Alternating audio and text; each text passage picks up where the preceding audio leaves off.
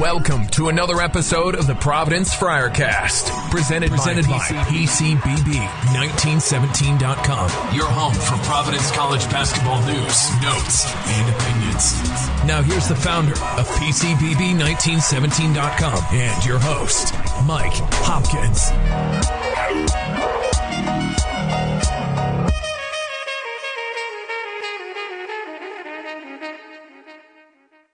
We're excited about a split on the road. Not happy with our last performance, but looking back, anytime you can get one road win and you start the year off on the road, pretty excited about coming back home.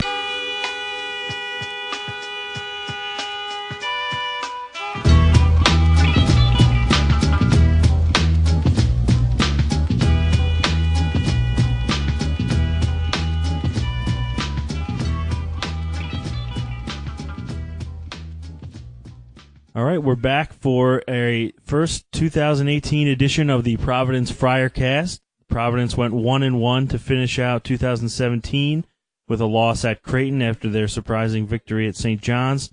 Friars are 1-1 in Big East play.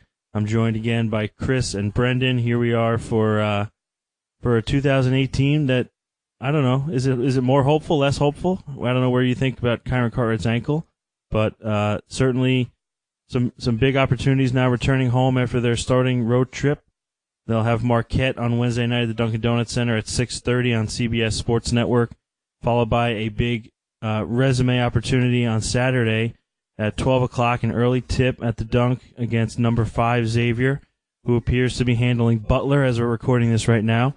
So let's start with Brendan here. Brendan, give me your top line good thoughts, positive thoughts, and then some of the negative thoughts from Providence's 1-1 start to Big East play.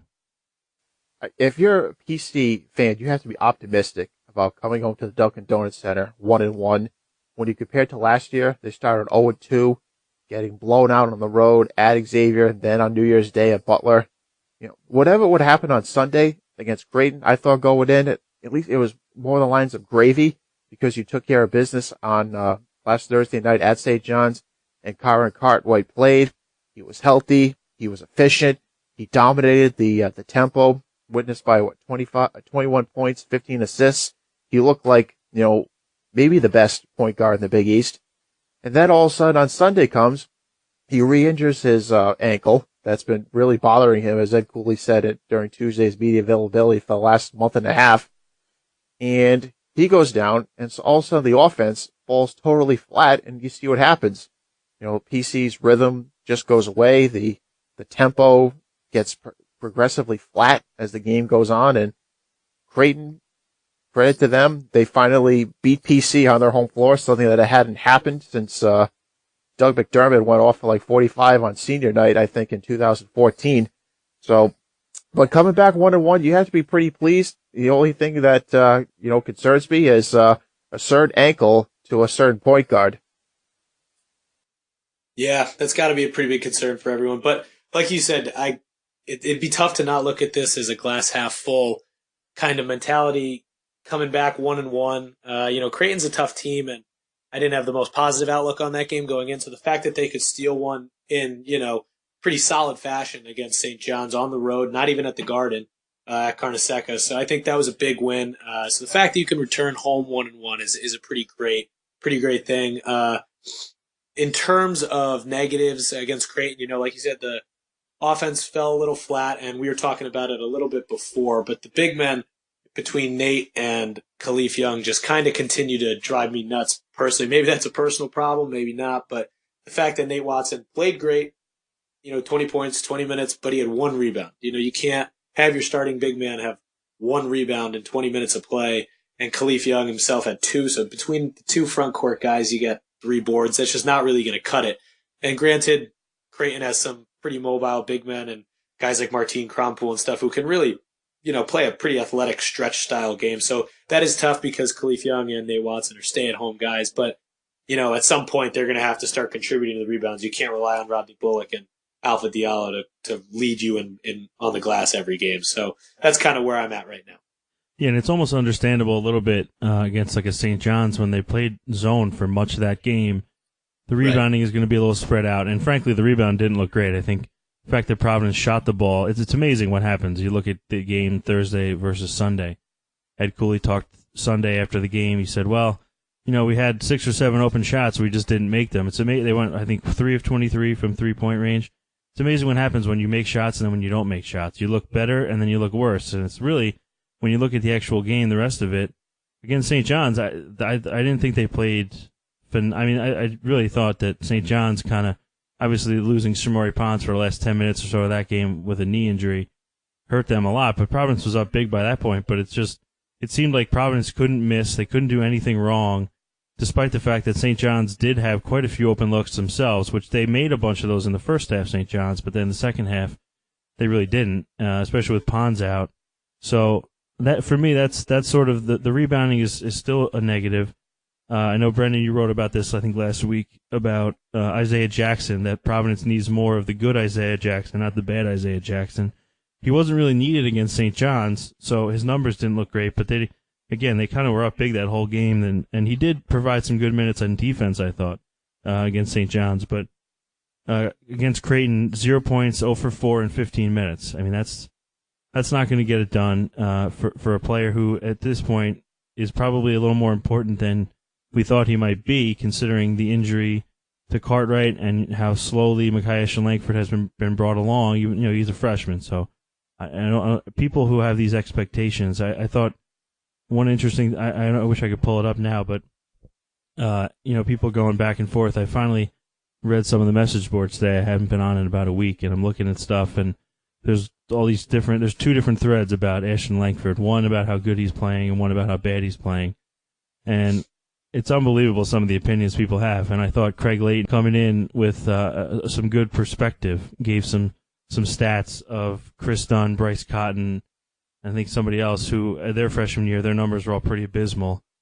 So it's kind of mind-boggling, but he was billed as a top 40 kid. He's not really playing like a top 40 recruit right now, but I don't know that it's fair to expect him to be this big player, especially when you have Kyron Cartwright. But the ankle injury has been a problem there.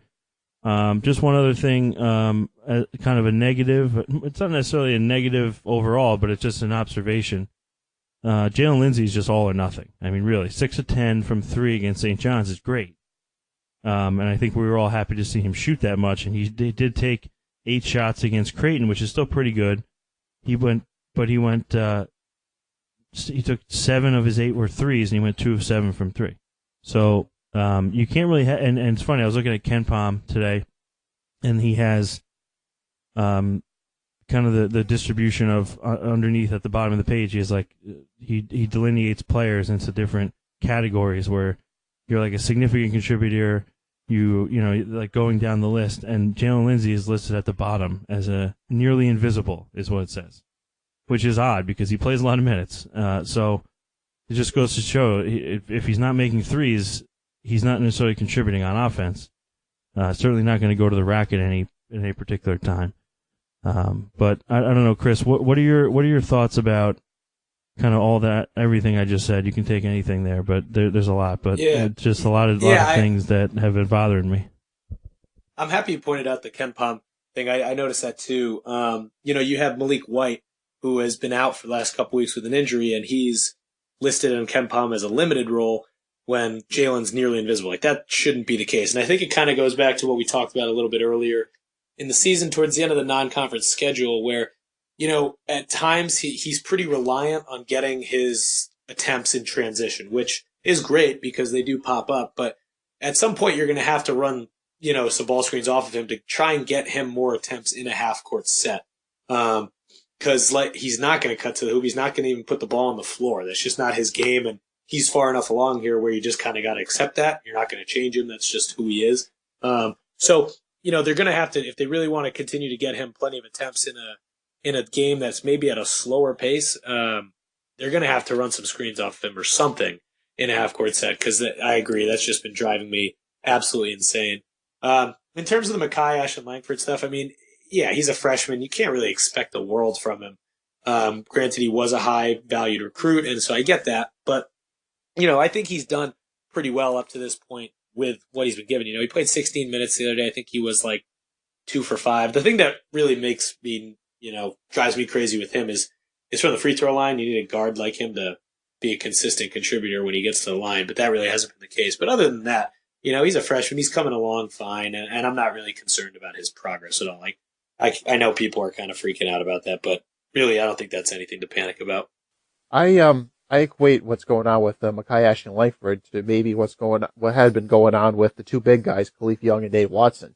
Originally, and this is way before the season began, before we knew about Emmett Holt, that Emmett Holt would have been paired with either one of those two young bulls, Khalif Young or Dave Watson. Kind of like maybe we saw Kyron Cartwright and Mekhi Ashton Langford. Ashton Langford was going to be the understudy, maybe play a little bit with Kyron Cartwright, which we've kind of seen through the years with the whole Ed Cooley 2-point guard system that he likes to run. All of a sudden, things change, players get hurt, or in the case of Cartwright, in and out of the lineup, and you're asking freshmen who maybe were asked to play a subservient role to play more minutes and more, they're all of a sudden everything's been accelerated for both of them. And the question is, can both of them keep their heads above water, and not get discouraged, because they are getting opportunities to make an impact. It's whether they don't get discouraged, if the shots don't fall, and if their teammates are going to pick them up or not. I thought, talking to Rodney Bullock today about Mekhi Ashton Langford, he said, they're proud of his progress so far. They're going to be positive with him, because they also understand if Cartwright is going to continue to be in and out, injured ankle in the middle of the game, hindered, they're going to need him, and it's important to stay positive with him. Funny, I don't think that was the first time that Bullock's name even got brought up so far. I thought he's actually played very well, I think, over the last several games. Obviously, he had to kind of be more of a volume shooter scorer the last couple when Diallo and Cartwright were not in the game. But now that they're back, Cartwright kind of in and out again, but now that at least Diallo has been consistently back, someone else that can score, I think Bullock actually has played pretty well overall. I think he had 15 and 10 on Sunday. But they're going to need more than Bullock. They're going to need.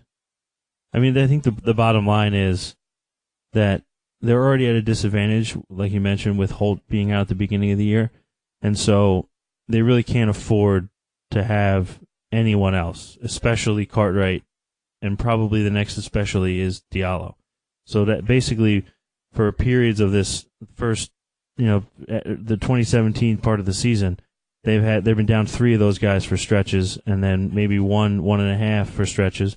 Not to mention Malik White, who I thought was coming into his own a little bit as a 6-man scorer off the bench, and I do think he'll be back in a week or two. I know, Brendan, you were saying earlier that he looked like he was warming up with the team during the media availability today, so maybe that's a positive. But Ed Cooley did say he doesn't expect White to play at all this week, but I think he'll probably, assuming there are no setbacks, I think he's probably pretty close. I think maybe by the DePaul game, actually, if maybe that's too risky of a timetable, but he looked pretty good during the stretching lines today. Take what you will away from something like that, but haven't seen that too much activity-wise from Malik White recently, so maybe we'll see him by the DePaul game. Hopefully. That would be ideal, yeah. One thing on Cartwright I just wanted to mention that came in the PCBB 1917 Slack chat last week. One of the guys, Snoop, did some solid stat research. This was all before the Creighton game, I believe. So the stats aren't exactly up to date right now, but I think it's interesting to mention, at least from a big picture standpoint. In the 7 games that Cartwright's been fully healthy, Providence has scored 571 points, given up 477. That's plus 96. In the 7 games he was not healthy, they scored 516 and gave up 518 for minus 2. They had 118 assists and 94 turnovers in the healthy games, 91 assists, 97 turnovers when he was hurt or out. And Snoop says, I saved the best for last. In the 7 games where Kyron was hurt or out, the Friars are 45 and 137 from 3, 32.8%. In the 7 games where he's been healthy, they're 63 for 126, 50%. So just to illustrate kind of what we've been talking about with some numbers to show that, and it's obviously clear. I think, Brendan, you mentioned that it was pretty obvious once Cartwright got hurt on Sunday in Creighton that they just went kind of off a cliff and stalled totally on offense. And so looking ahead a little bit to Marquette, I mean, Cartwright, I'm sure, will play. It's just a matter of pain management and how effective he'll be. And also, as we were talking before we came on, it'd be nice if he didn't get hurt again. Maybe stop hurting that same left leg. Maybe, it'd be good. But I think just looking ahead to Marquette, they have some very good guards, obviously. Marcus Howard is their point guard. They have a bunch of shooters. And I'd be interested, Chris, I don't know what you think. Do you think we'll see some zone more than you might expect against a good shooting team just because they have to hide Cartwright's ankle a little bit? Yeah, I think might be forced to. I don't know if that's what they'd want to do, but they got to play the situation.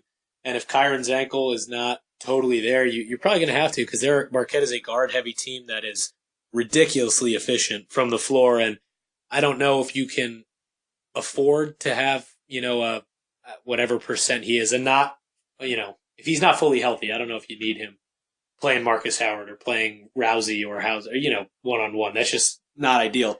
So I think you could see some zone, which will be interesting to see if they can shoot Providence out of it, because, Marquette has done that in the past to teams, but perimeter defense is going to be extremely important, as it always is against Marquette. Wojo runs a real tight ship, and they score the ball at a pretty crazy rate. So I think you could see some zone, and perimeter defense is going to be the main focus here. And hopefully, it sounds pretty simple and almost a little irrational, but you just got to hope for two or one of those guys to be off, because if you get Howard and Rousey and Hauser all going on the same night, it can get pretty ugly for their opponents. So we'll see. But yeah, I think you could see some zone, to answer your question, but perimeter defense is going to be the real key tomorrow night. Yeah, so just to continue on that, perimeter defense important. They have a lot of guards, which also means they don't really have any big guys that are noteworthy, actual large big guys. So it'd be interesting to see on offense what Providence opts to do. Do they try to get the ball inside to Nate Watson again a lot? Do they move Bullock to the 5 and you see Watson kind of sitting more than you might expect? Be interesting to see there on the offensive end too, because again, Marquette not exactly probably. I mean, I think Creighton's bigs are similar. I think Hegner's bigger than pretty much anybody in Marquette. Really plays a lot of minutes. Yeah. So it's I think an interesting matchup. Another thing where Ed Cooley's gonna have to make a decision. Does he want to change his lineup to fit his opponent, or does he want his opponent to change their lineup to fit his lineup? And I guess really it's going to come down to, I think probably more so the defensive matchup than the offensive matchup, as long as Kyron's playing. Because if he's not playing, then you have to just focus on how many shots can we get Bullock, and can we get Lindsay open in a pick and roll, because they really are just going to need to outscore Marquette, which is not a place you want to be. Brendan, I don't know, any thoughts from you on the Marquette?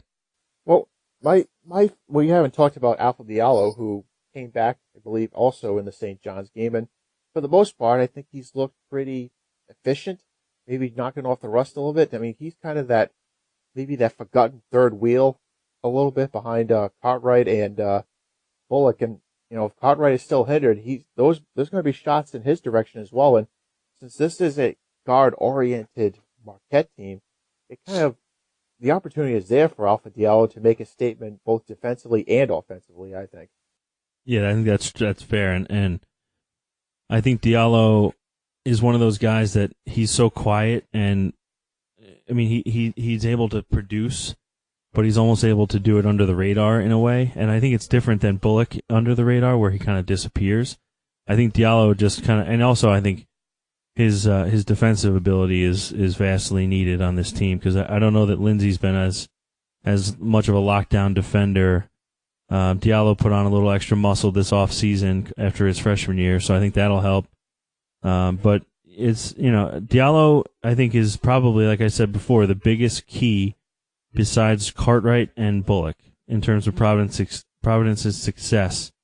But I think one interesting guy to watch in the Marquette game will be Isaiah Jackson, because his physicality, I think, could be something that Marquette's guards don't really like to deal with. And he certainly was very physical against St. John's when he was in the game, doing a lot of, even just in the zone, just kind of extending a little bit. So Jackson could be an interesting player. I think Diallo probably has to score 15 or more if Providence is going to win. But the tempo of the game and everything will be dictated by whether or not Kyron Cartwright's healthy. I think that's sort of where we've beat the dead horse on that now. But it's just going to come down to whether or not Cartwright is healthy and if he can run the offense the way that Cooley wants it to be run. Otherwise, you kind of have to scrap everything and you just have to hope that you don't run into a really hot night for Marquette. Because, I mean, I think that we were talking before, I think the crowd will be pretty good. They've been pretty aggressively marketing all kinds of sales and ticket packages and the student section tickets and all kinds. I get like an email every 5 minutes from the ticket office. But I think it should be a good opportunity for the Big East opener. They should have a good crowd. And just, we don't have to look ahead right now to Saturday, but Saturday, I think, we were talking before we came on, I think this next game against Marquette is pretty close to a must-win in the sense that I don't know that they're going to really be able to beat Xavier on Saturday, pending everyone's health, obviously, but Xavier just now finished off Butler 86-79. They're at Cintas. So they're 15-1. They're going to come in number 5 in the country. So not often you get a top 5 opponent at the Dunk, especially on a Saturday at 12 p.m. So I think they really need this game against Marquette because Saturday could be a little bit tricky in terms of expecting a win. They're probably going to be a home dog. So yeah, I think what you pointed out also about Isaiah on the defensive end tomorrow night is going to be important. You know, like Brendan said, you gotta hope for the good Isaiah, and tomorrow night they're really going to need him. If he could be aggressive and kind of add some length to the zone, if they were to go that direction tomorrow night against Marquette, I think that's going to be crucial because his physicality, like you said, could really mess with some of their guards who, you know, Marquette runs as those guards run. And yeah, I think a must win is probably a pretty accurate thing. Otherwise, you're going to be looking at an 0-2 homestand, you know, pending an upset on Saturday. You never really know. But ideally, the crowd will help out PC tomorrow night because they're going to need it. You know, Marquette's a good opponent. It's one of the earlier starts. I think it's a 6:30 start tomorrow night, actually, which is tough in the early going. Sometimes people are still filing in from work. But you're going to need the crowd tomorrow night to really be a difference maker and give the Friars a home court advantage. And ideally, they could squeak one out against a pretty efficient and solid Marquette team going into Xavier, welcoming Xavier, on Saturday. You know, keeping that in mind, guys, talking about Isaiah Jackson, do you think that the Friars are better off tomorrow night starting Isaiah over Nate Watson? And I say this because defensive rotations are going to be so key, obviously, in the zone, guarding a guard-oriented team. Do you think, you know, Ed Cooley has said it that he loves Rodney Bullock at the 5, and given Rodney Bullock is a better rebounder right now than the much taller and heavier Dave Watson are they better off going with that kind of maybe sort of small ball lineup in order to, you know, for switching purposes against Marquette?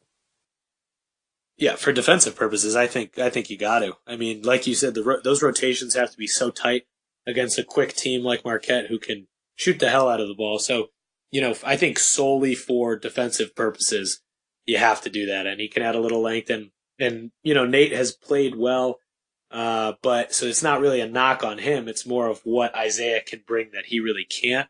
And, you know, he's not doing much on the glass, so you're not using him as an advantageous player grabbing rebounds and stuff. So in terms of defense, I think you really need Isaiah to be a difference maker. And you can always make an adjustment mid-game if it doesn't work out. But I agree. Yeah, I think you got to start Isaiah for rotation's sake. Having said that, I'd be surprised if that actually happens. I don't think it will. I would be surprised too, but just we talked about before how does Ed Cooley, you know, counter, you know, with the lineup that he might be facing from Marquette, or does he make an adjustment that forces Wojo to do something pretty quickly? Right.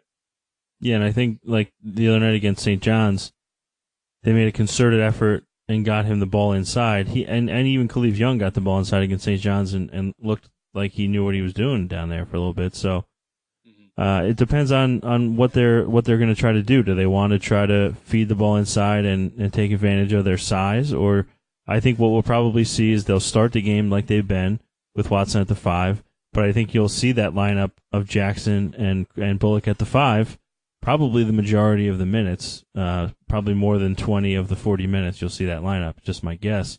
And I think that's probably what Ed Cooley's just more comfortable with right now.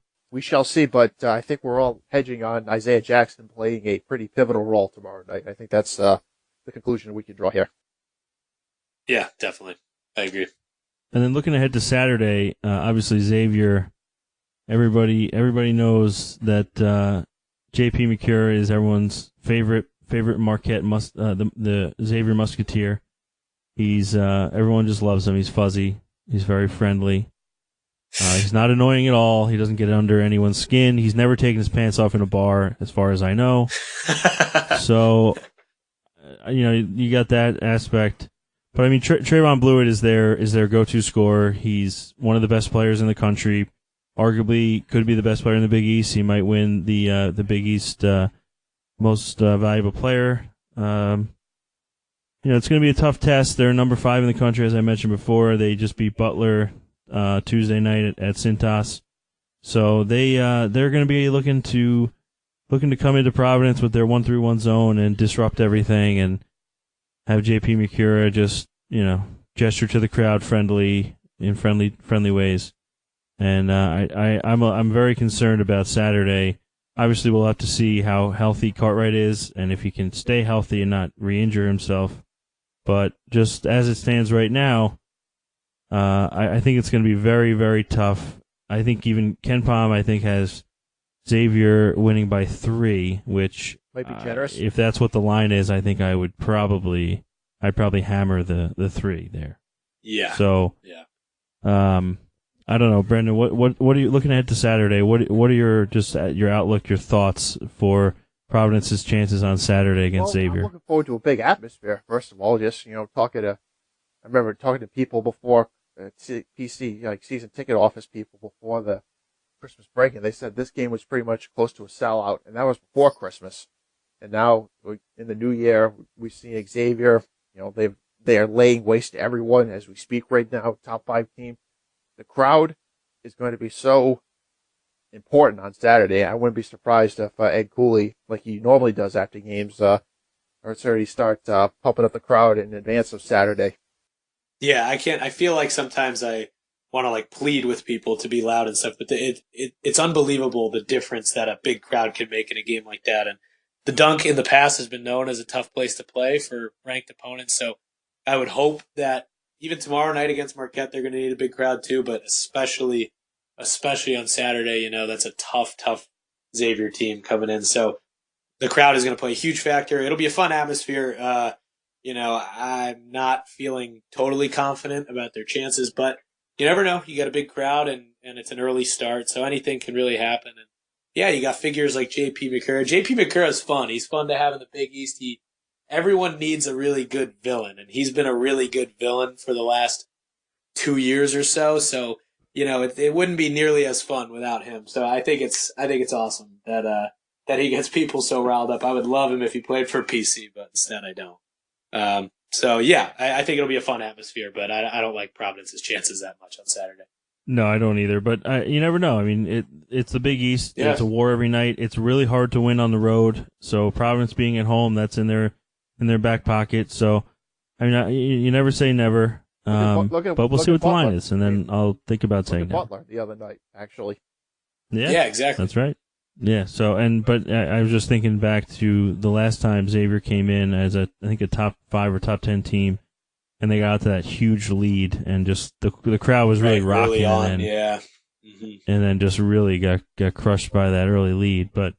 12 o'clock, you never know. I mean, those games can really go, especially for the team that has to travel. I would assume that since we're still in break, Xavier probably will travel to Providence Friday morning, maybe even Thursday night. Depends on the snow. Yeah. That's true. They might even want to leave leave tomorrow or something. Yeah, you never know. Sometimes they do adjust their plans in advance of storms like that. So if that's the case, maybe they do want to go tomorrow. I'm not really sure. I guess it all depends. Yeah, but just looking on the court a little bit, they present some interesting things that Providence hasn't seen yet. In that, I think they have the most complete complement of front court guys. They have Enes Kanter, who's a little more of like a Matt Stainbrook. He's a little more like a European big guy who can do a little bit of everything. He can shoot the ball. He's a little more crafty.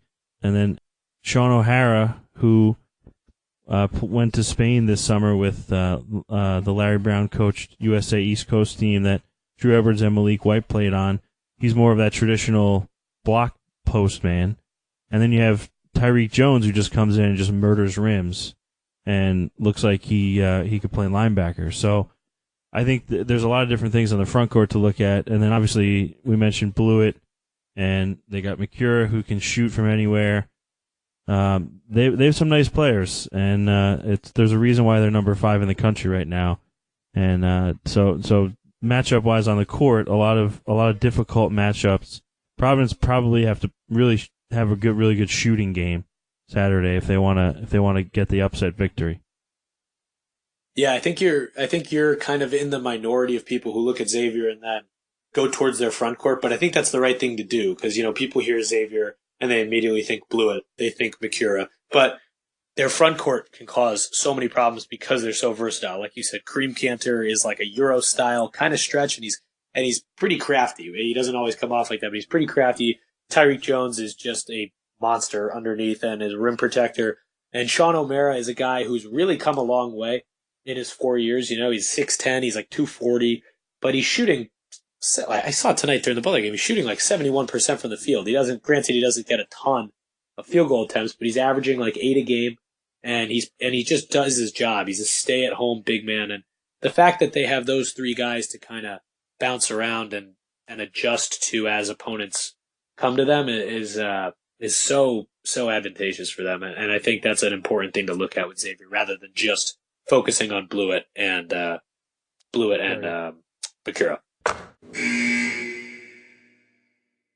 All right, back here in the studio, another episode in the can of the Providence Friar Cast, and make sure to check out the Patreon page at patreon.com/PCBB1917. And now I want to give a special shout out to some of the higher level patrons, and that's JLD, John Lee Dumas, Mike Evans, my parents, Adam Nagel, Bob Allison, Ron Torvik, Brendan Ryan, Dan Marcus, Joe DeAngelis, Dennis Corbett, Mike Sayburn, Ray Penta, Dennis Burns, Alex Simeone, Chris Thurlow, G, Terry Meyer, and Alan Russ. Don't forget to subscribe to the Providence Friarcast on iTunes or wherever you get your podcasts. Follow Mike Hopkins on Twitter and Instagram at PCBB1917. Like the Facebook page, and as always, stay classy, Friartown.